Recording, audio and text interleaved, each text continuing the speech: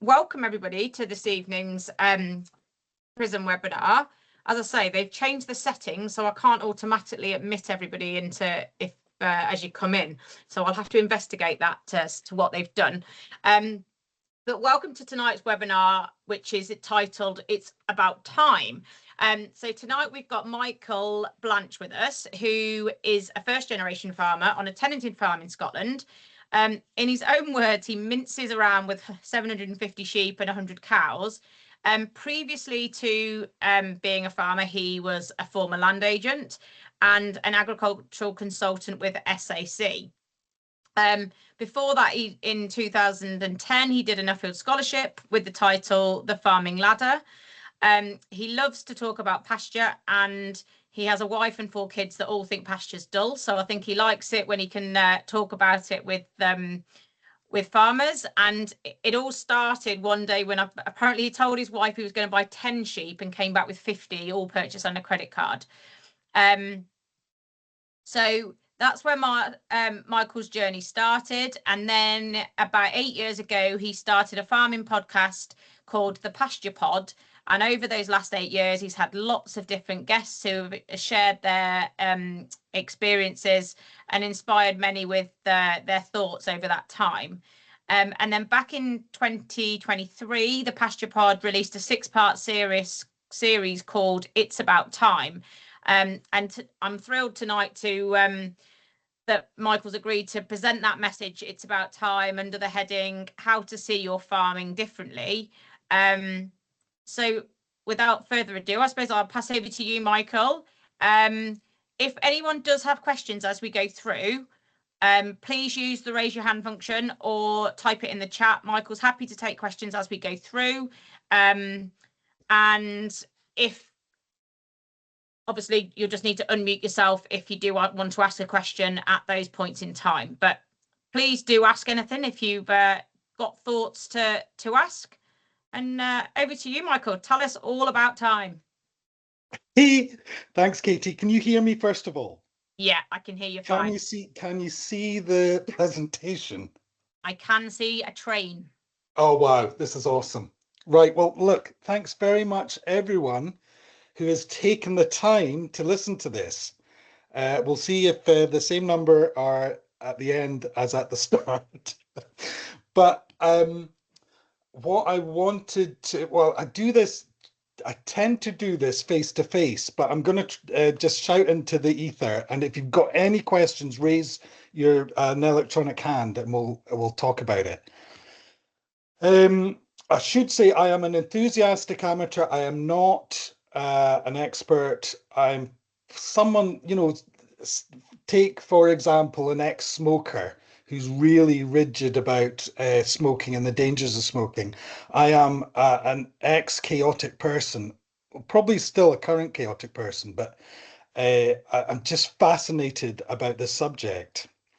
And I think what is really interesting is time is more of a concept than anything else in our lives, on our farms, in that we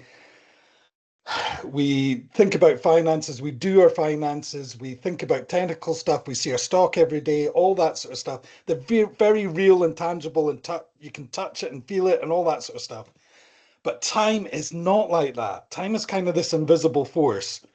And I would, and I think I've got my head around this a wee bit more than I used to. And the sun is going to rise tomorrow morning, it's going to set tomorrow night, and so on. It's going to rise again the day after, if we're lucky. And it's just this motion of time that we're on a sort of train that will not stop. And I don't think we realize that often enough because it's difficult to think about. And I think we should really just think about that a wee bit more. I'll show you, I'll maybe explain a wee bit more. I did that podcast in 2023, I think, and it was something that had sort of niggled me for a while, based on 3 things. I would say is 3 main things, but we made a whole series about it. I normally do, the Pasture Pod is normally just a big long interview, and at the start I sing my own theme tune and I've got a talking dog that tells jokes. It's not that great, I'll be honest. But this one was actually a documentary. Instead of speaking to one person, I spoke to loads of people. And what the three main things that sort of generated this was, first of all was personal. So at that time, I'm a first generation farmer. I'll probably be a last generation farmer. I've got a very, very small window to make to be a good farmer, to do what I've always wanted to do. And at that time of making the podcast, I had 12 years left of my tenancy. My landlord I get on great with. It was very finite. 12 years left, takes me to 65. That's the end. No other generation is going to follow. So that's fine. But 12 years is not a long time when you think of it. And when you realize that, that's 12 lambings, 12 calvings, 11 disappointing forage crops, all that sort of stuff. You know, there's not a lot. Tick tock, tick tock. Now we're into single figures. There's only 11, there's only 9 calvings and 9 lambings left. So that really focuses you. And that's a good thing, I would suggest. The other one was I am on the Shedding Sheep UK Facebook page. It's a private chat group, I think. Very niche, as you might tell. But there was an Australian, well, actually it started with a lady who quite and quite admirably had started a page called Save British Farming or Save UK Farming or something like that. And she put this on the Shedding Sheep group page and shared it and said, we're in, it's, I'd really encourage you to join up. Anyway, everyone started, there was a little bit of pushback and say, what do we need saving from, all that sort of stuff. And this is a global page. So then the Australian entered the chat, and the Australian was called Andrew Freshwater. And unusually for an Australian, he was very confident in his own opinions. And he said, and I'm not going to do the accent, but he said, from an outsider looking in, I'm not going to do it all, but from an outsider looking in, UK farming needs to address labour efficiencies as a matter of urgency, was his point. He did all the sums and he said, unless you are managing 5,000 to 6,000 ewes per labour unit, it's it's not going to work. And of course, I'm feeling like you're feeling now. There's a little bit of anger about that, a little bit of pushback. What does he know? He's never been to the UK. And what on earth is he talking about? I don't think there's anyone in the UK that manages 5,000 to 6,000 ewes per labour unit. I could be wrong, but I don't think so. And and so after the initial anger and annoyance, I started to think, well, how come he can do it? So so that was a question I had. That was a question I had, and I actually spoke to Andrew and had a great conversation.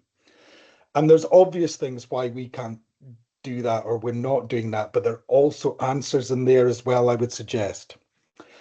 The third leg of the stool was, I'm not sure if you remember when Twitter was good, but on Twitter there was an account called Farmers of the UK. And the essential premise of it was a farmer would take over that account for a week and just tell everyone on Twitter about their lives. And usually, and why I followed it was incredibly positive. It was like a real window into UK farming, all different aspects of UK farming. It was really interesting. January 2022, a lady took over that account, and that lady's name was Kath Morley. Kath is uh, and farms with her husband Chris, a dairy farmer near Lancaster. They have 130 Holsteins on robots, housed all the time. And in January, she told the story of the relentlessness of dairy farming, what dairy farming can be, and it was the truth. and it wasn't glossy, it wasn't positive, it was real hard-nosed truth. And they worked 13 hours a day, 7 days a week. They could hardly leave the farm because the robots would call them back because it'd be a problem. It was a real difficult thing. And I wanted to speak to her because I felt that her story may reflect something that's going on in UK farming, maybe not as extreme, but I think there's something going on in UK farming that that story is not uncommon. So I'm going to just I'm going to tell you a few stories, to be honest. And I think what those stories have in common is that uh, they involve choices. And I think if you're thinking about time management at all, I think you are thinking about choices. I think you are making choices all the time in terms of what you do with your time. And then, I started each episode of that podcast with the quote from Gandalf, who is a real person, I believe. And he said, I'm not going to do the accent because it's silly, but all we have to decide is what to do with the time that is given to us. And all we have to decide is what to do with the time that is given to us. I mean, that is pretty powerful, I think. What happens if that's the main thing? What happens if that's the first decision to do? So that interested me. So now I'm not going to get all woo-woo on you, but there is the South Americans in the Amazon, I believe, look at life from 4 different perspectives. So there's the snake, there's the jaguar, there's there's the hummingbird, and there's a condor. So what I'm trying to say is you can be in amongst the weeds, or you can get a wee bit higher, you can get up onto the trees, or you can get absolute total picture of it up in the big sky. So what I'm trying to do is go from the big picture down to the granular. So it's really good to have a conclusion, and this is my conclusion from the podcast series, but you've got to have maybe 4 or 5 conclusions beginning with the same letter is my theory. So perception, purpose, priority, and patterns. And I would actually, from quite for quite a while now, I think there's a 5th P, and that is processes, but we'll come to that. So first P is perception. And I honestly think, how we see things is absolutely instrumental in the whole time thing, and probably our whole farming thing. So what we see and what we don't. Now, this is the first questionnaire, Katie. So we're going to play a game, and I want you just to count. Everyone can see that sentence, right? So I want you to count the number of letter Fs in that sentence, and I'll give you maybe 20 seconds or something. I have launched the poll. I'm hoping you can see that in the chat. I can't now do it myself because I'm now blocking my screen, but I can't see anything, but yeah. Yeah, they're doing the same at our end, unfortunately. Hold on. Let Katie. me kill that bit then. I'll launch it again in a second. Or it should hopefully Yeah, be they're all getting extra time so they can think about it more. let me close it and then I'll launch it again, hopefully.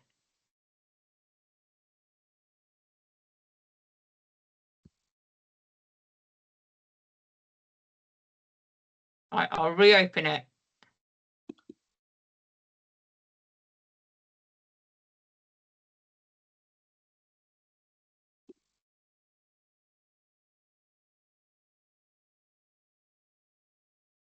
It's not essential, Katie. Everyone will know their answer. Well, there's 3 responses. If anyone else wants to do it. Can you tell me the responses? Adrian wants to write 7, but there's not 7 on the list. So there's 3 he's responses. just showing off, though. So 2 people have put 3 and 1 person's put 6. Right, okay. So if you have done it, the answer is 6. So if you look at the letter of, that gives you a handy hint for those that guess 3, 4, or 5. So I suppose what I'm doing very clumsily is try to make a point that everyone sees things differently, and and seeing things. There is a quote by a Canadian regenerative rancher that I always like, and he said, if you want to change small things, you change the way you do things. If you want to change big things, you change the way you see things. And I think for time and time management, the way you see it is so important. And maybe thinking, being open to the fact that you might not be seeing everything is something to think about.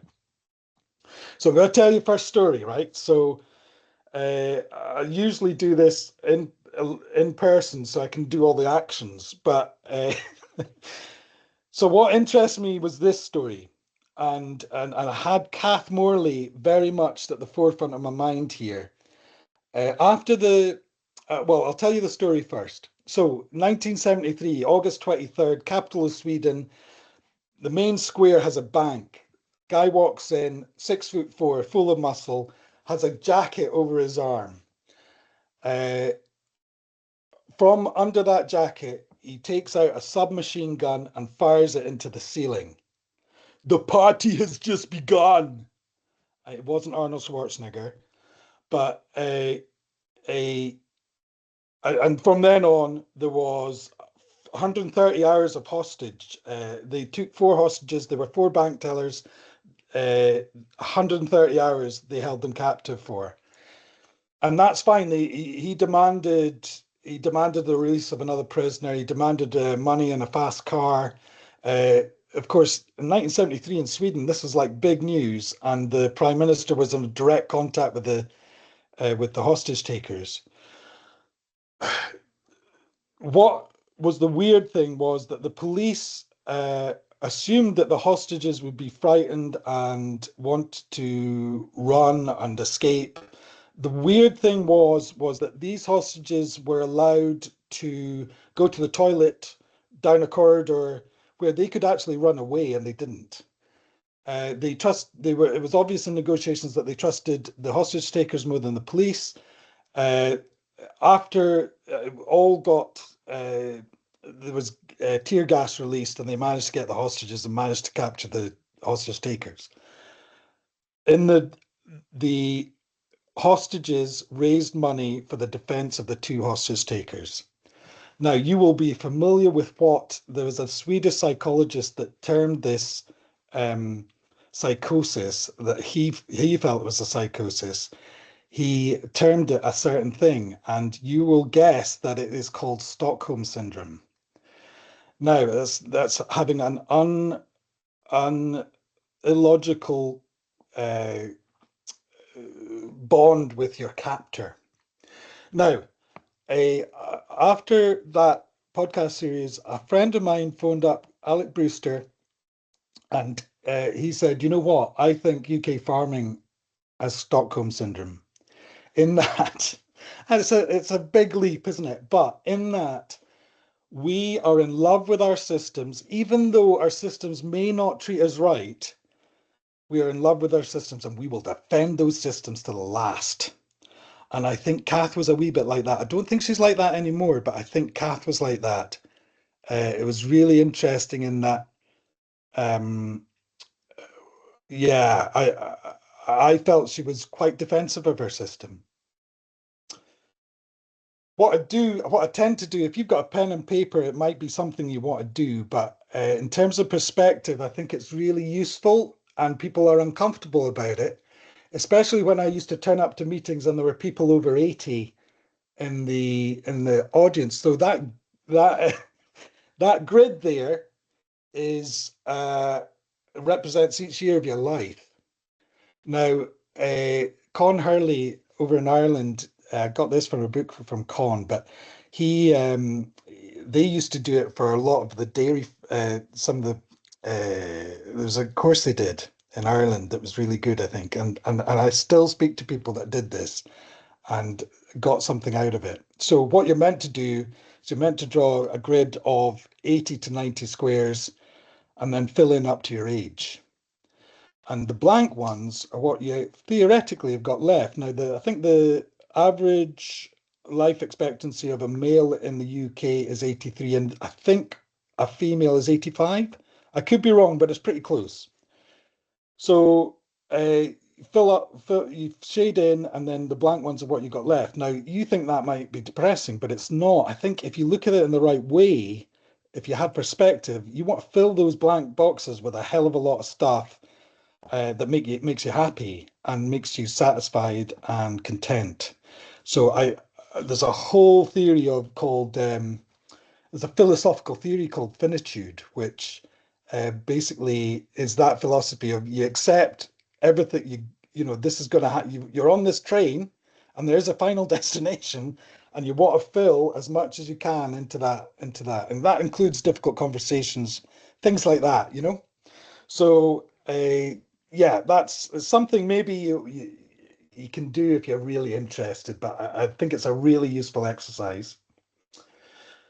The second P is purpose. Now, if the ladder is not against the right wall, every step we take just gets us to the wrong place faster. Now, that is the Seven Habits of Highly Effective People. It's a very dry read, I would suggest, but really, really good. I don't have any of the 7 habits, but I'm working on them. So but I suppose it's the same theory as you've heard the sort of analogy. If you set off from England and get your direction or your compass 1 degree wrong, you end up in Brazil rather than New York, where you're meant to be heading to. So over a certain amount of time, if you're in a slightly wrong direction, you're going to get to the wrong place. So I think that's what purpose is about. And uh, in the when I'm face to face with you, I get you to do this, so you be so you're in your comfort zone now, because I'm not going to get you to do this. But if you were interested, I would highly recommend this. There's a lady called Debbie Millman. Now, I doubt anyone on here will have heard of Debbie. She's American, and she's a graphic designer. So you think that, well, that's fair enough.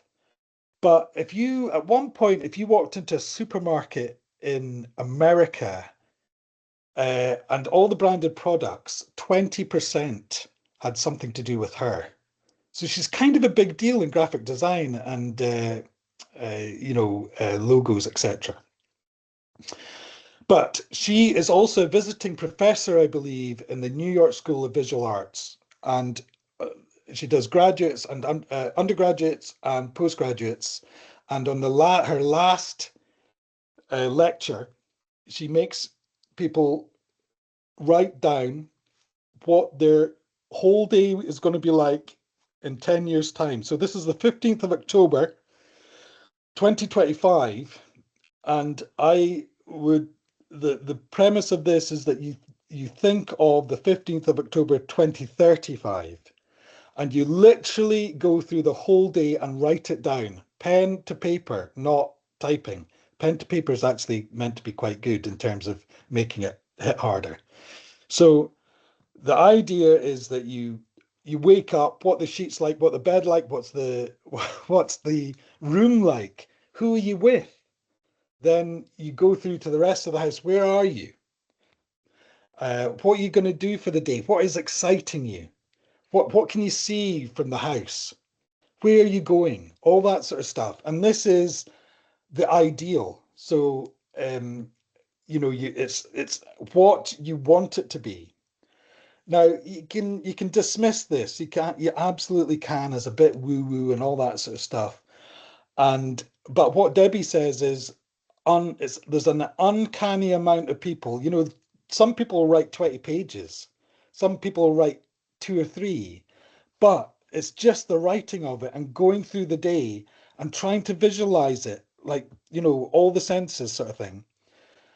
And you think that's woo-woo because people, according to Debbie, in those classes write to her 10 years later, an amazing number saying, you're not going to believe this, but, and it's not woo-woo.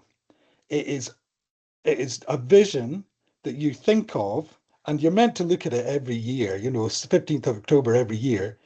It's a vision you think of quite constantly. And I've done this, and I'm very aware that I'm making decisions with that in mind. It's every micro decision. It's setting your course to New York rather than Brazil.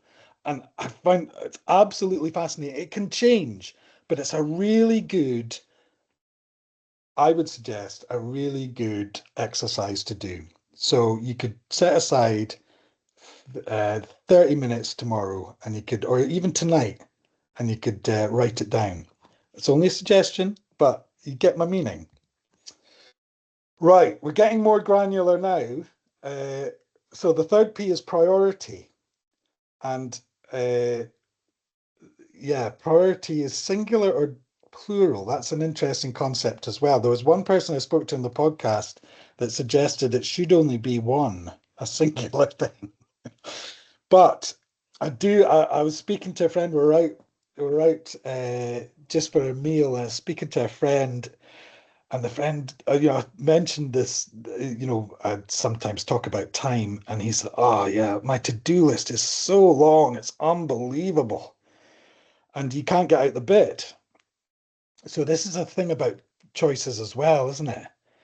And the fact that to-do list is really long means that he's choosing to do a lot.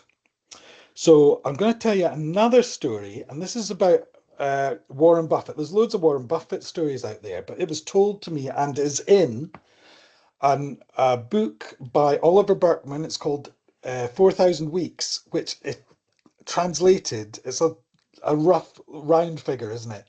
But it's roughly 82 years. Again, that goes back to life expectancy and how long you've got on this planet. But it's a great book, actually. But Oliver told me that I interviewed him.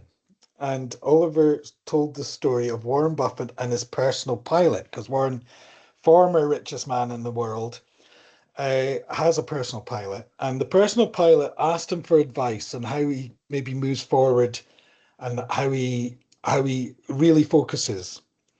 And Warren said, right, what you've got to do is you've got to list your 25 priorities you have in life. And so that's fine, isn't it? You list 25 priorities. And the next stage would be to rank them in order. So first priority, your top priority is number 1, 2, 3, 4, 5, 6, 7, 8, blah, blah, blah. So you do that, and that's fine as well, isn't it? But the nub of the advice was, if you get to 25, I've tried it, it's quite hard to get to 25 priorities, but if you get to 25 or even 10 and you've ranked them, what you do, everything from 6 to 25, you score out, you never go near, you do not touch, and you say no to, because priorities are really hard, aren't they?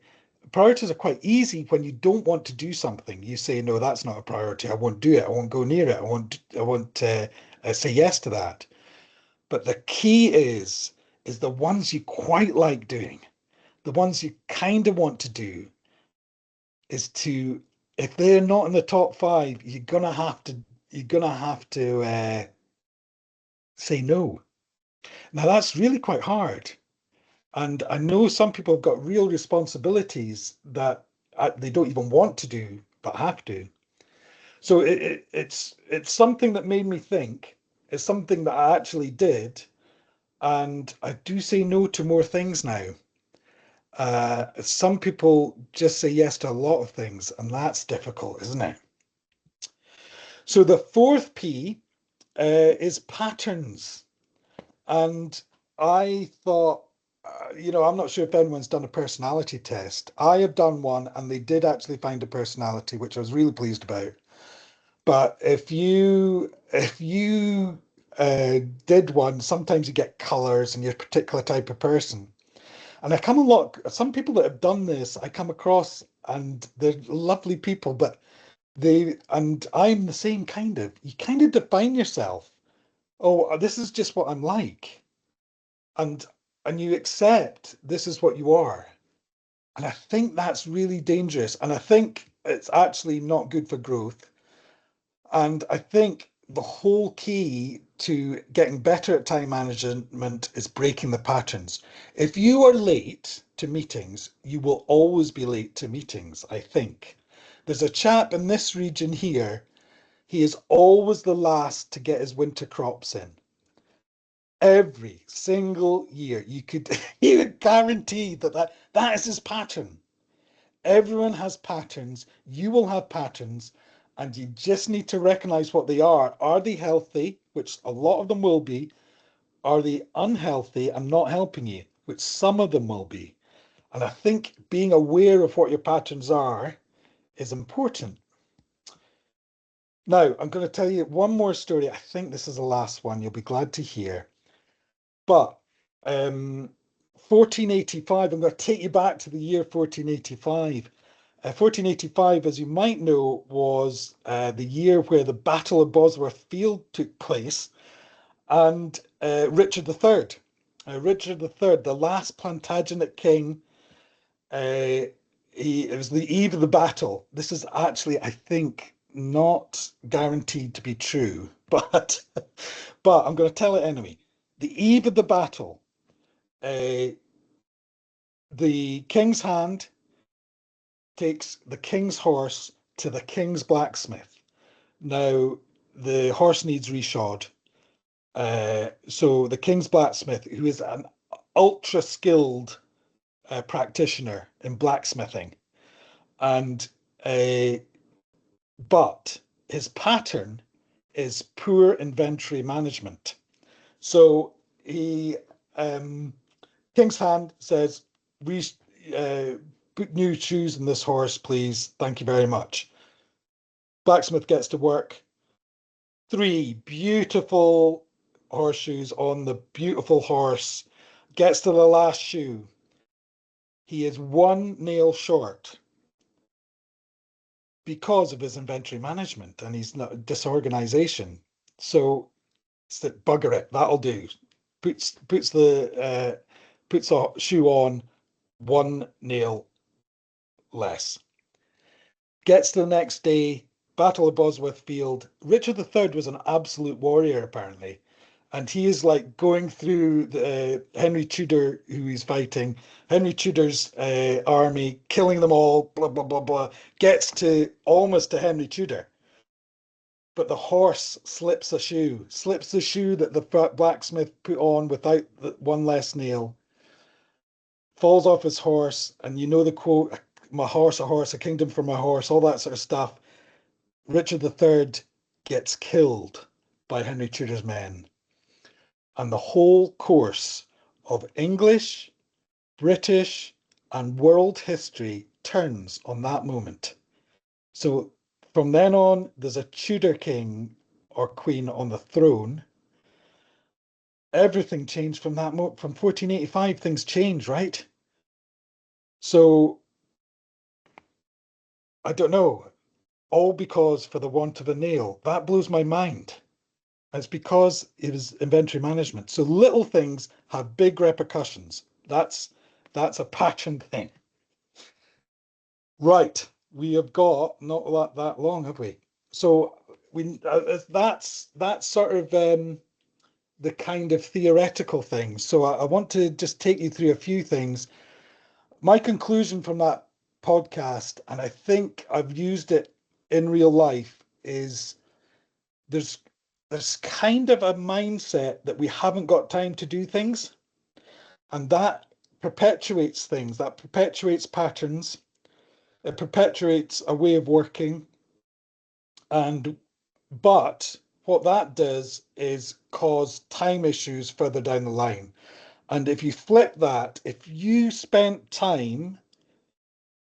planted time to harvest time, I think we as farmers understand the concept is that a few 30 minutes here saves hours further down the line. And I think that's a concept that's really interesting.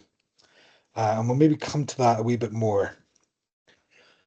So I think there are two big laws. If I did a presentation in Lancashire, January time. I wasn't very, as you can imagine, I wasn't all that good, and and I was really disappointed. And on the way back, this weirdly, for some reason, this podcast came on. I didn't ask for it, but it was Tim Ferriss, is a chap who wrote a book called The 4 Hour Work Week. Now he it's a wee bit self-help, but it was good because he said time management, 4 hour work week would suggest it is about time and the yield, the monetary yield from the time you put in. So he said if you want to boil time management down, you think of two rules, two laws. So the first rule is the 80-20 rule, which is also called Pareto's law. Pareto was an Italian economist who kept on finding 80% of the benefit comes from 20% of the time input.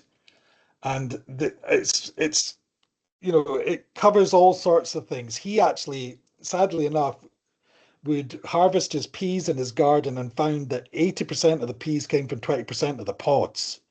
So there is a definitely an 80-20 thing going on everywhere that we look.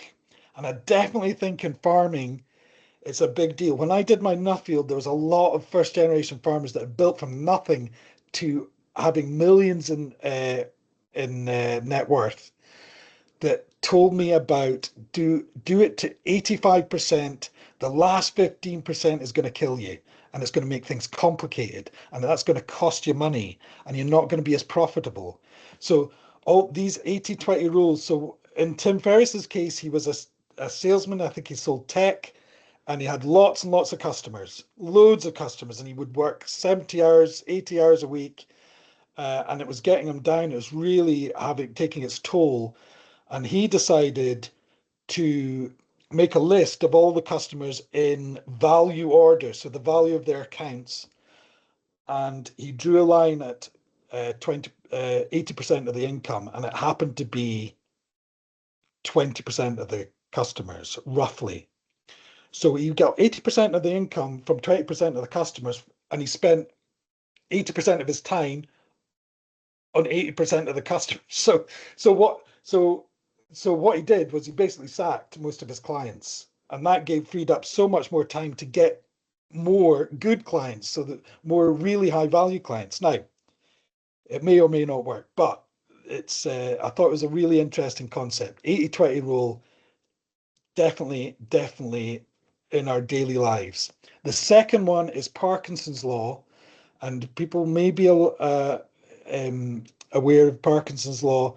And this is where people opposite to me, the ones that are not chaotic, the ones that are really, really well organized, this is where procrastination comes, because everything runs like a well-oiled machine and there's quite a lot of time in your hands when that happens. So they procrastinate. I do have a friend who's in his workshop is an absolute sight to behold. It is amazingly well organized. I said, "You're not chaotic. Why do you have to worry about time?" And the answer is what he came back with was procrastination immediately. So Parkinson's law is filling filling the time allocated for a job. So what Tim Ferriss did was he set himself deadlines. Now this can take over your life in a negative way if you try and do too much in a short space of time. But to actually stop procrastination, it's a really useful thing to be aware of. There's a time management, little natty time management technique that is related to this. And if you're putting off paperwork or something that you really don't want to do, you set a timer for 25 minutes. Now it's called the Pomodoro effect. So the Pomodoro is a Italian for tomato. It's a tomato timer in this guy's kitchen, and he set it for 25 minutes. And the deal with himself is he would do 25 minutes. He would do this thing that he didn't want to do, 25 minutes. And once the alarm went off, the idea you would have a 5-minute rest and then do another 25 minutes. I do it. I bastardize this. 25 minutes, that's the deal. I'll do it. And the deal with myself is you don't actually have to do it anymore after the 25 minutes. But what you find is the deadline makes you get into focus and you do the stuff. And actually, it's not that bad. Once you start something, it's so much easier to keep going.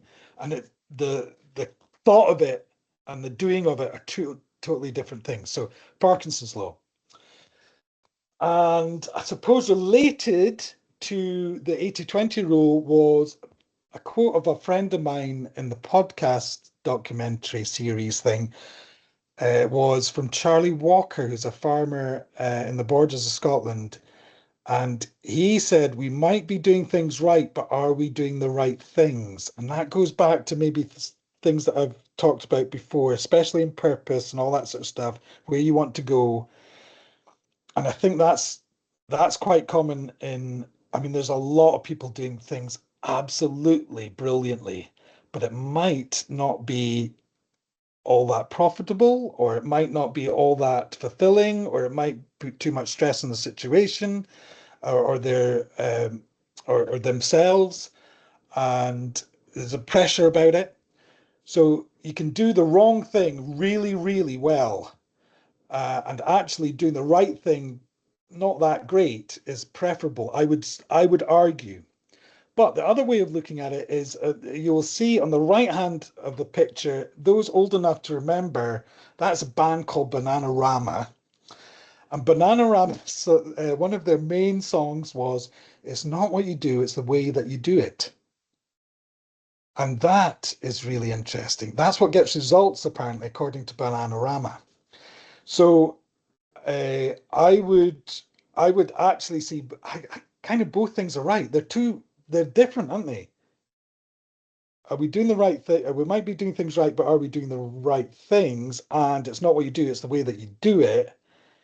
I would say they're actually, the one on the left comes before the one on the right. So you choose what you're going to do. You want to do the right thing, what's right for you, and then you do it really, really well. Okay, very quickly. So this is my struggle here. So these are my sheds. So I told you I was chaotic. I don't have a video, thankfully for you, but it's I used to spend half my life looking for stuff. I'm sure I spent 2, 3, 4 working weeks looking for stuff. It was awful. And so I did interview a chap called Paul Akers.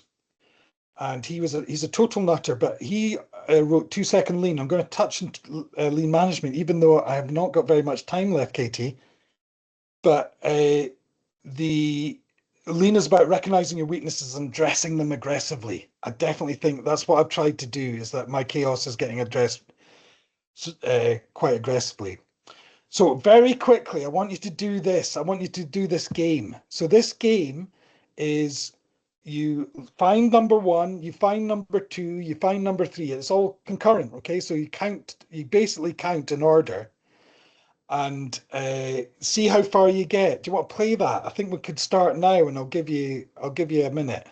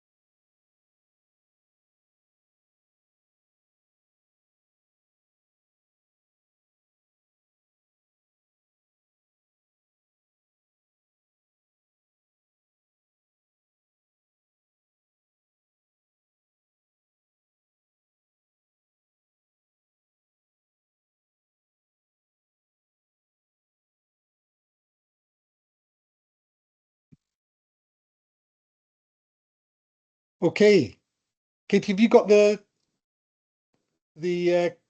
question I spoke about? Yep. Just loading up.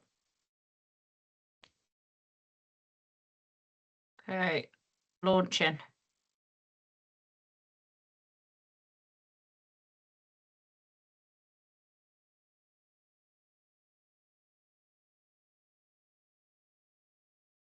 That was really difficult. Yeah. Have we got any answers? We've got mine and one other so far. How far did you get? I got to 20. Ooh, that's still quite good.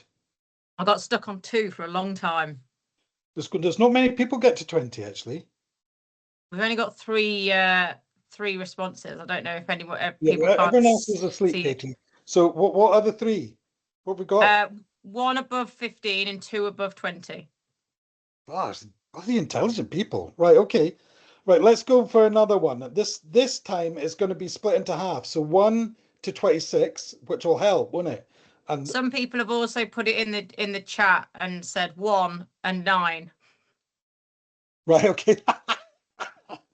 Okay, we're going to do it again, but we've split them up, okay? So 1 to 25 and 26 to 50. See if that helps, okay? I'm going to give you 50 seconds this time.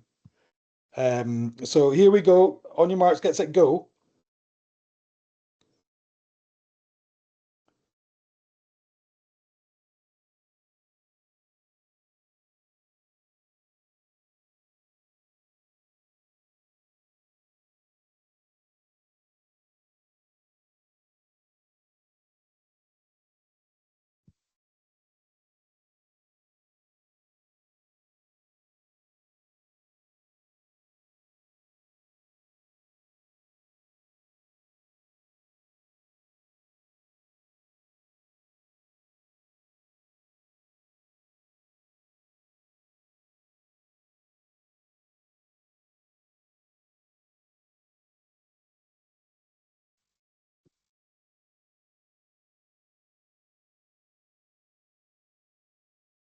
Okay. Right, can we do this question again? Yep. Launching.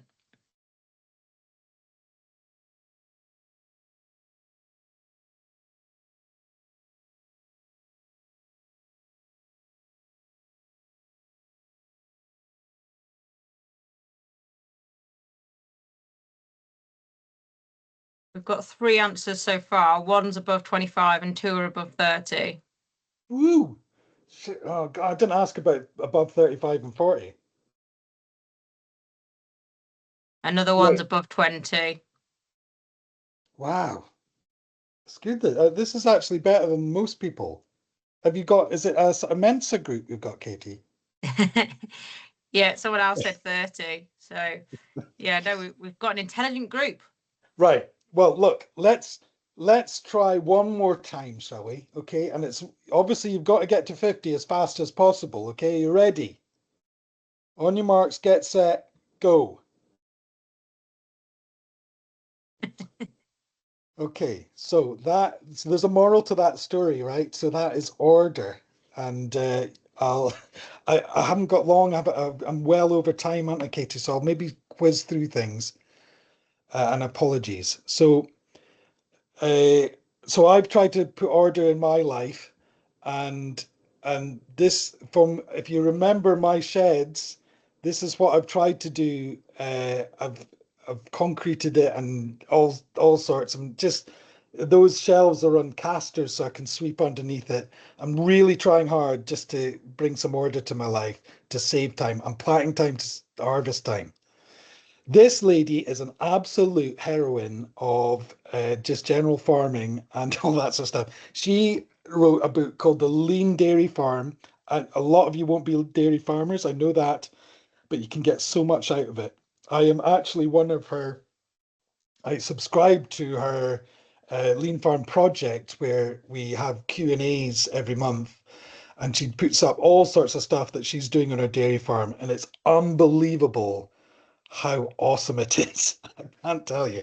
Anyway, so Jana Hawken, if you ever see her on a talk or you get her book, it's really interesting. She's actually doing a lean farm school that she's starting up. So anyway, lean management is something that I've embraced, and it sounds really dull. It's really stems from the Toyota production system, which seems totally alien to us because it's a manufacturing process, fully controlled environment, all that sort of stuff. But there's so much So much we can take from lean management. I'll die on that hill.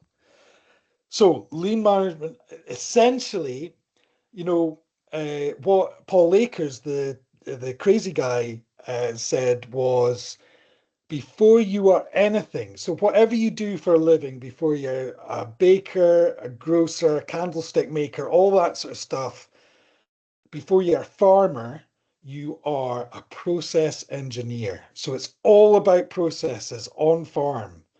And the essence of this is, and this is something that I haven't seen before, but I see it now, is that we do produce products. Now, they could be lambs, they could be cattle, whatever, they could be milk or whatever. But say it's lambs and beef, we produce a product. So on farm, our responsibility is to move that product forward. So for any interventions, we're moving that product forward, whether we're moving fields or whether we're worming or whether we're treating, whether we're making sure they're pregnant or all that sort of stuff. In a manufacturing sense, where you move the product forward, for example, in a manufacturing line, if you have to cut a piece of metal, it's where the saw meets the metal, and everything else is waste. So what we talk hugely about moving the product forward. We talk about worming strategies. We talk about uh, grass, pasture. We talk about feeding, rations, all that sort of stuff. But these are always tiny fractions of what we do day to day. Everything else is waste. And I think that's really a really interesting concept to get our heads around. We're process engineers. We have to think of everything we do on farm as a process. And there's lots. I won't go into lean management, but you can actually define waste. And maybe in the questions we could have a chat about that. But there's quite a lot of good examples that I've come across on farm. This is a waste walk. Now, I'll just very quickly say, uh, once I start talking about this, I can't stop. But what I did was I used my phone, I put it in my pocket, and Paul Akers' advice is fix what bugs you first. So in terms of a process, we move sheep across a road, a public road. Used to take 4 people through a steading, had to put up gates to stop them getting into houses, all that sort of stuff. Took 41 minutes. The actual process of getting the sheep across the road, I think, took 4. So 10%, 11% of what we did was actually moving the product forward because they got new grass. All the rest was waste. So how do we tackle that?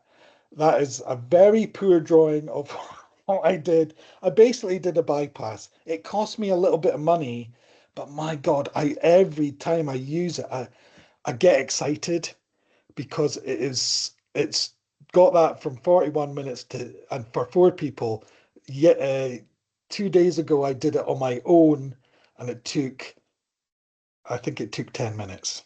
So these sort of things, they all add up. Now, this is really a thing that, a lot of people dismiss little things. Uh, all these little things add up. Now, if you save half an hour a day, 365 days, or even 300 days in a year, I mean, that's 150 hours. It adds up. So that's all I'm saying. Again, this is totally taken from Yana, but we do a lot of motion around the place, and if we just had things in order, it might not be that way. Again, very quickly on time management, you've seen the Eisenhower matrix, maybe. So things are either urgent or not urgent, important or unimportant, or less important. And we spend most of our days in the red box: urgent, important, firefighting. We do it now. We've got to do it now. We've got this to-do list. It's really urgent. What we need to do is try and move to the blue box. And that is a really interesting concept. I'll just go. This is actually a standard work week. Jana Hawken likes to do standard work weeks for her employees, and so everything has a place. You do snagging and repairs on Monday afternoon, Tuesday afternoon, and so you basically take a portion of your farm, make sure everything's good, make sure everything's working. I did that, and it absolutely fell apart in the first day. So, but the thing is, it's incremental, all this stuff, and you've just got to keep the long game in mind. Someone suggested that instead of all that, you just make a list of 3-hour jobs that you never get done, that really annoy you. Set aside 3 hours each week to do one of them, bit by bit. Fix what bugs you. Infrastructure is not a cost. Now, that is, I know someone that put a underpass under a public road. That cost a lot of money. So it is a cost. But I think we're in a mindset that we don't want to put infrastructure in, but if when we do, it's an absolute godsend.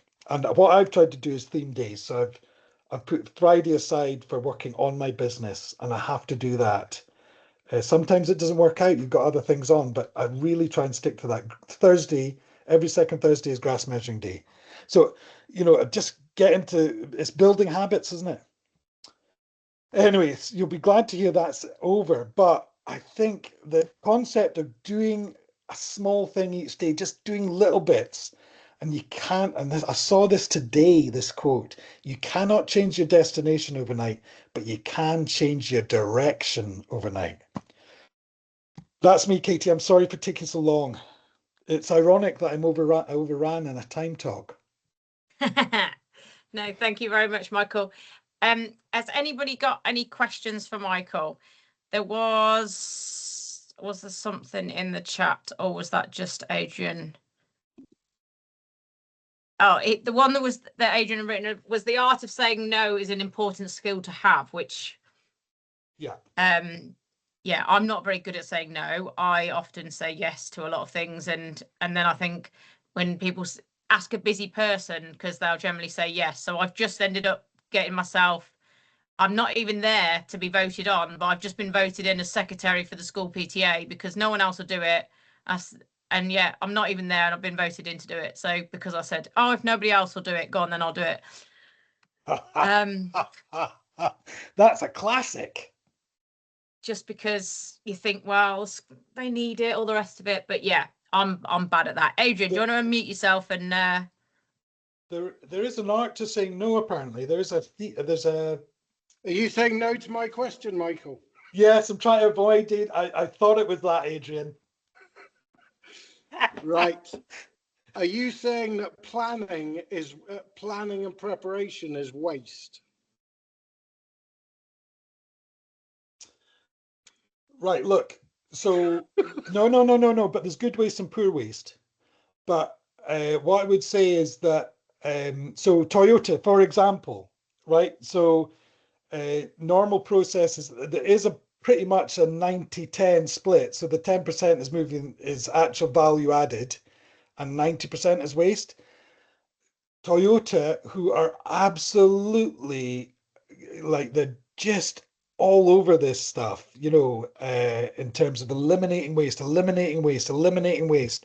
they have got their waste down to 71%.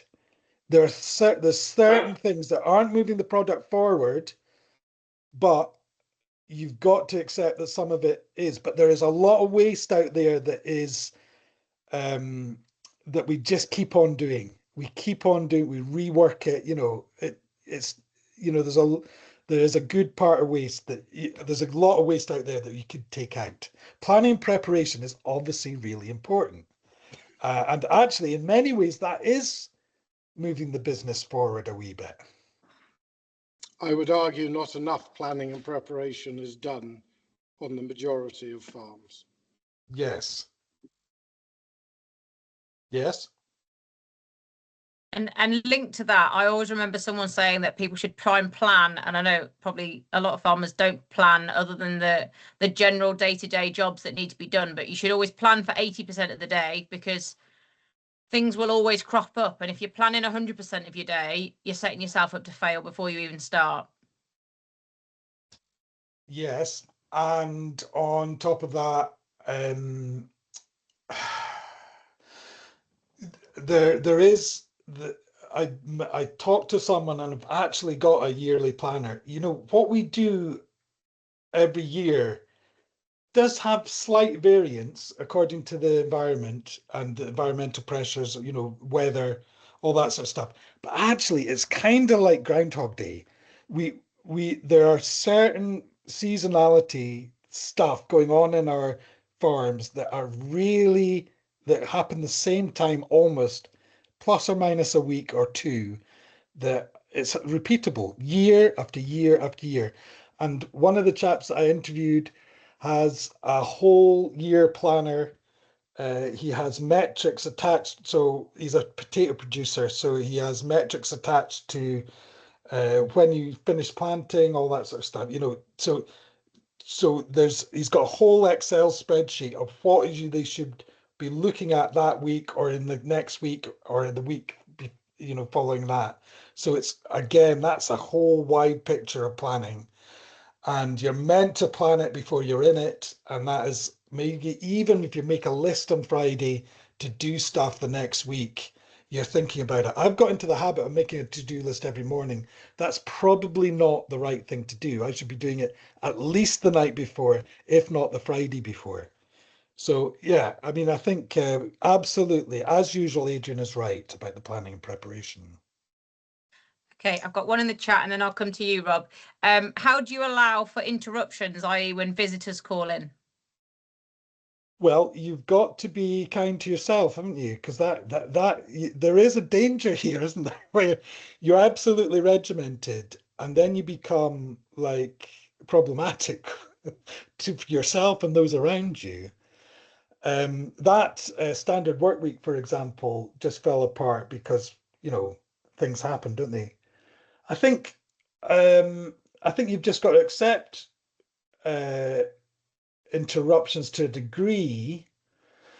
There's lots of stuff written about how if it's a, you know, for example, if you're interrupted by WhatsApp messages or emails, there's a lot of theory behind that, and that if it takes 2 minutes, you do it then. If not, you don't, and you put it off to a sort of theme.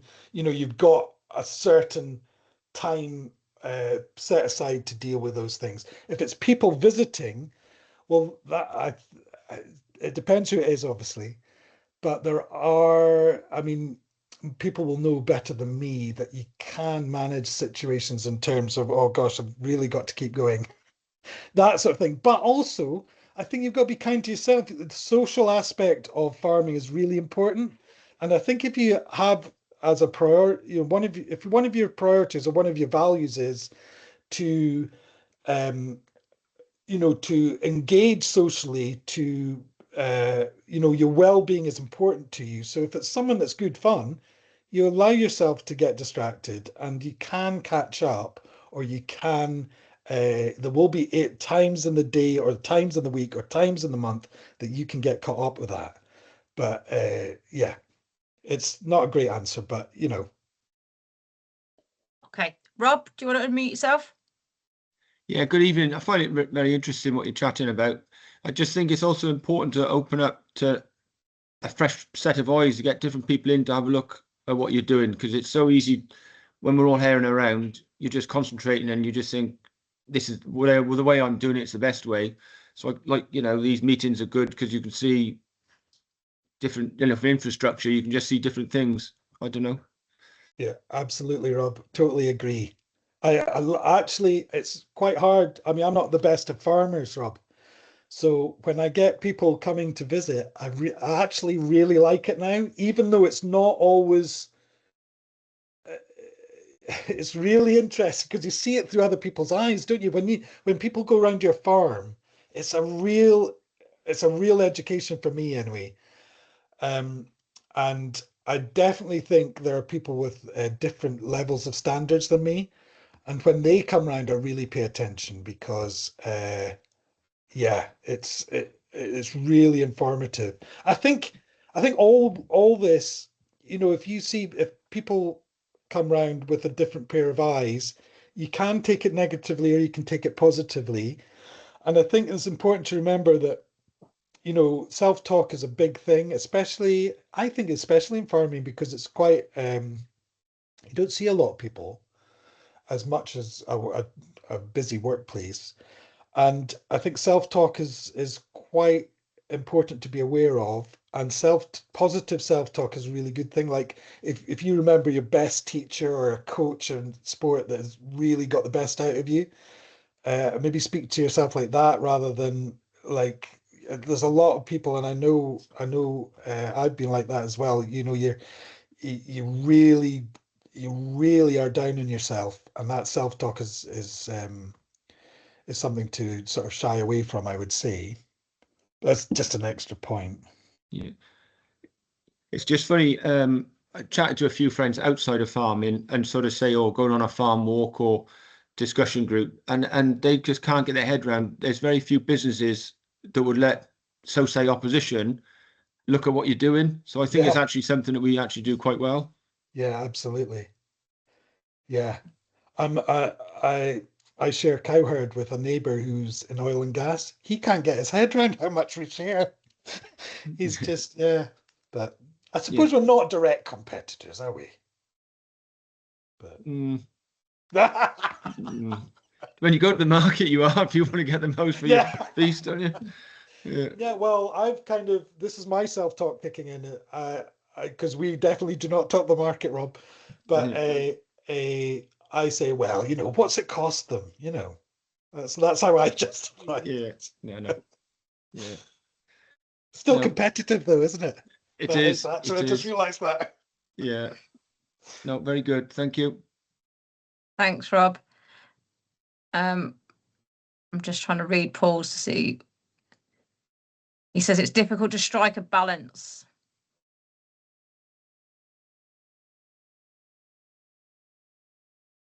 Yeah, it's more of a comment than a question. Has anybody else got any other final questions for Michael? It definitely is. I'm not saying this is easy. Definitely not. And the balance, yeah, there's it is really tricky. It is definitely tricky. I think you can improve balance as well. It's managing that is not easy. I definitely agree with that. Yeah, and I think within Paul's comment is sort of saying, you know, if issues crop up and you need a hand, you can ask your neighbours, and actually they'll come and help you and all muddle in to get things done. Whereas, yeah, you probably couldn't do that in other industries, could you? To get things done. Yeah, but yeah, I absolutely. mean, with a lot of these topics that we've talked about, nothing is easy, and changing anything is never an easy thing. But I guess it's getting people thinking about things slightly differently. And that's why I wanted to get Michael to sort of bring this topic up and discuss it with you all this evening. So I'm not expecting you all to have your action plans written by tomorrow morning, or even by next week, but hopefully it'll have got you thinking about whether you just try and plan your day slightly differently, or just think about the tasks that you need to get done, or actually plan those tasks that you've been putting off for a long while, and nip them off bit by bit. But hopefully it's just giving you a bit more food for thought and for your everyday life. Have you got any other final comments, Michael? Yeah, on that subject, maybe it'd be really hard if you try to do a lot. I think the first that I think it came up, but didn't it? Before it was saying no is really, really powerful. I think that it almost starts with no. So Yeah. remember that about your committee. But so the actually reducing the list is something maybe to just chip away at. But that I think that it does. Oh, it starts everywhere, doesn't it? It's just this big, massive complexity. But I definitely think if you think about it every day, it does help. It's just like it's just a. I'm not sure if anyone's read Atomic Habits by James Clear. It's just making it really small. What you have to do, and then you sort of build from there. If it's too big in your mind, it's going to be a problem to do. You know, you've just got to reduce it down to little things, and just making one small change at a time. It's all they do compound. And I remember someone saying that something written down, you're 80% more likely to strive to achieve it if you've written it down somewhere. Yes. Whether that's true or not, or whether that's because you keep seeing it written down, if it's on a piece of paper on the wall or on the kitchen table, I don't know. But that's just something else to Yes, absolutely. think about. I'm getting old, so I forget if I don't write it down. Yeah, no, well, thank you very much for everything this evening, and I hope you've all got at least one or two things to take back and think about on your farms. I hope you all have a nice rest of your evening, what's left of it, and yeah, hopefully you've all got some food for thought this evening. Thank you very much. Cheers, Michael. Thank you. Thank you. Bye. Bye-bye.